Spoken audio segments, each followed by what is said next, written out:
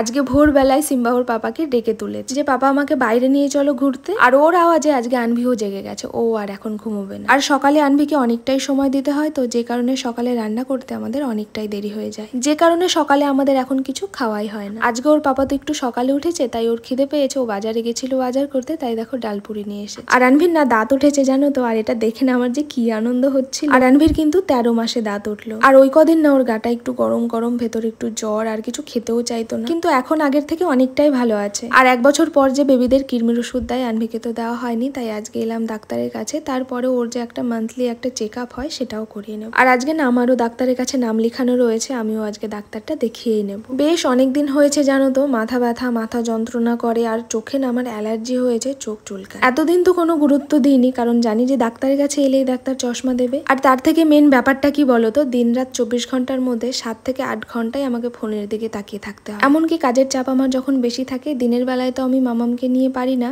সেই জন্য সারা রাত আমাকে কাজ করতে হয়। এই ধরো ভোর 4টা 5টা পর্যন্ত ফোনের দিকে তাকিয়ে থাকতে হয়। আর ডাক্তার আমাকে দেখে চোখের 2টো ড্রপ দিয়েছে, আর তার সাথে কিন্তু চশমাও দিয়েছে। তাই চশমাটা আজকে বানাতে দিয়ে এলাম, 3 থেকে 4 দিনের মধ্যে ডেলিভার হয়ে যাবে।